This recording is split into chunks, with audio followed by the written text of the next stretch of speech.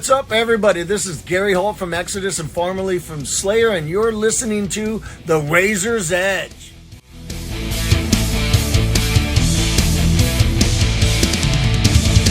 Hi, it's Kat from The Razor's Edge, and I'm here with Famyne. How are you guys? Yeah, really good. Yeah. Great. Yeah, lovely, thank you. Very well indeed. Excited to be here? Absolutely, yeah. We've waited, 4 years to come back? Yeah. Well, I mean, you've been here a couple of times. It must feel almost like a home from home at this point. Absolutely, yeah. The New Blood in 2016, Sophie 2021. I know these two have been every year for the past however many years. Yeah, I tend to, it's like a yearly pilgrimage for me anyway. So I mean, Mike joined 3 weeks before we played Sophie in 2021, so it was like a trial by fire, wasn't it? And just after COVID, so there'd been no gigs or anything, and it was like straight in there. And that was a really tough year, I think, because everyone was really hungry for live music, weren't we? And I think the bar was getting set with having so many kind of British bands as well. And I thought COVID was terrible, but to have that year where everybody kind of had the opportunity to play here that was homegrown, I thought was really good for a lot of bands. It was. It was to come out of something so awful. It was a special year, and they added an extra day as well, didn't they? Which really, and I went the following year, and it felt too short after that, after the extra one. But Definitely. So, what's your writing process like when you're getting ready for a new album? We just write loads of sort of riffs, like stream of consciousness wise, I think. Bring it all together in the live room and just keep chopping and changing. It's like a multi-level sort of committee process of ripping bits apart, and everyone has an input. Yeah, someone will bring a riff, either Chris, myself, Martin, or Tom, or Tom Vane, the singer. He'll sometimes just vocalise a riff, and then we'll, interpret it on the guitar.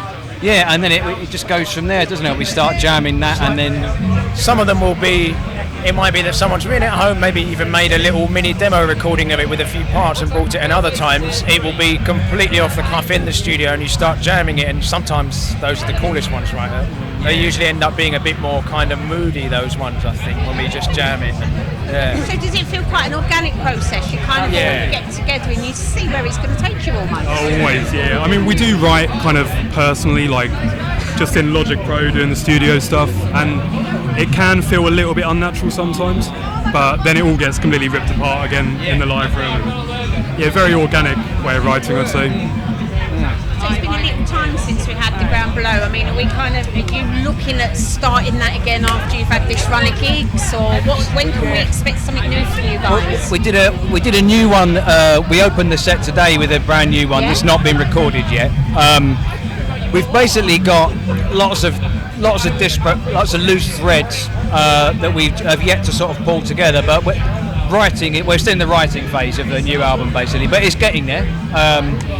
I think because there have been a number of lineup changes, including myself, the most recent. Over the years, it's kind of been a process of finding how we work together. But I think we've just about got there now. We're hoping to start recording the next album maybe next year. But we're working hard at the writing at the moment. So the next 12 months are looking like exciting times for you. There's going to be things going on in your camp, Yeah, we've got a few gigs started about. We're going to do a few mini tours next year, but the focus is writing, to be honest. Anybody that you're going to be playing with you can tell us about? Yeah, we've got The Obsessed we're playing with in London. That's going to be good. Fantastic, that's going to be Cannot amazing. wait, we're all massive fans. Like, Wino's an absolute legend. Apart from that, not loads of gigs. There's a few we can't really talk about yet, kind of next year. Tell me when I've turned the mic off, right? We've got a few little festivals next year. We're up in Bradford for, what's it called, Riffaloosh? No. We're up in Bradford for... It's a good-looking festival, good lineup. Sorry, I can't remember the name. Was something in January as well, or maybe that was this year? I can't remember. Kind of molds into one really, doesn't it? Yeah. Will you get a chance to check any other bands out over the weekend? Is there anybody you're really excited about seeing? Well, Mastodon, obviously. Without Brent, it's going to be interesting. but I saw her back to the beginning, and I was very impressed. oh nice. Yeah.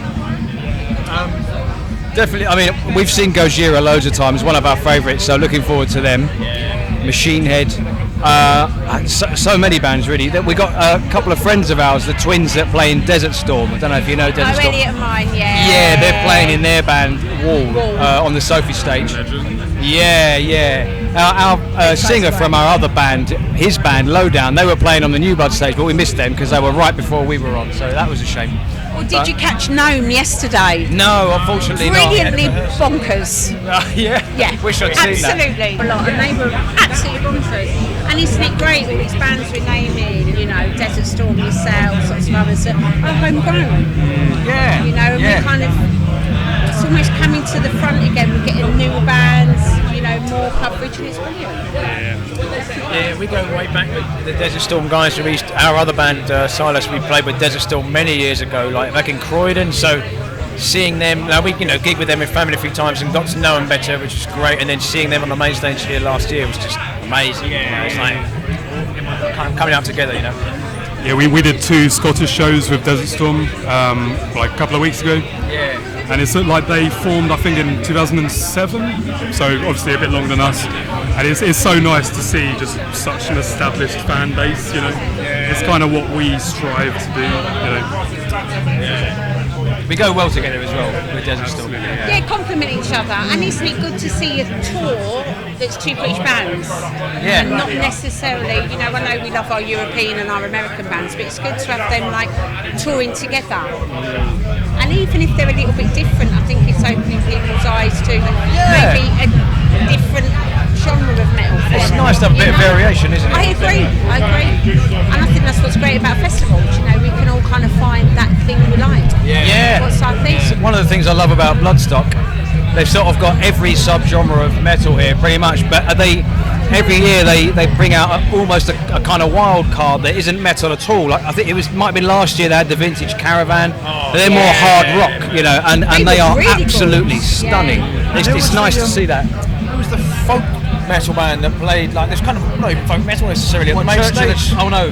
Was it Skyclad? No, I can't remember. No, it wasn't. No, the guy. I think one of the guys might be in Skyclad. I can't remember. But yeah, they were great, and that was different, like really funky, but wonderful, you know. Nice variation, yeah. Skindred last year? That was bloody amazing. I mean, amazing. it is quite an eclectic festival. Absolutely, yeah. You know, and even if you're not really feeling, say, a headliner, the undercard is always good. There's always something for everybody, isn't it? And I never trust anyone who says they can't find someone they don't like. Yeah. They're not trying hard enough. No, definitely not. Yeah.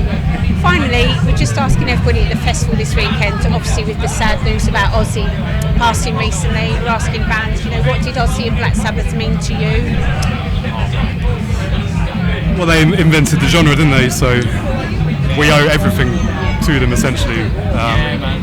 So many Sabbath riffs that are like, that's a Doom riff, you know. It's all come from that, isn't it? Absolutely. I've been watching these videos the other night. I was like restringing my guitar and like watching videos of Ozzy and stuff, and it's cool, man. It's been cool to like look into him a lot more since that happened. I remember listening to his solo stuff with Zakk Wylde as a teenager and just loving every second of it.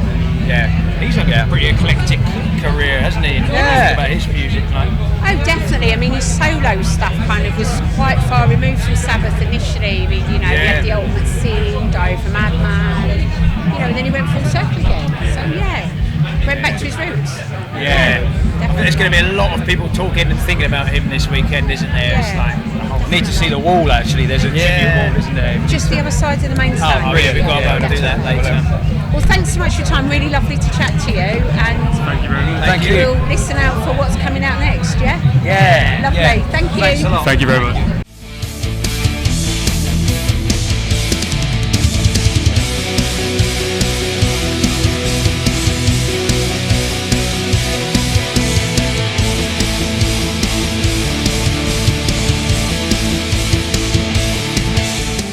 Thanks for listening. Make sure you keep up to date with all of our interviews by subscribing to our channel.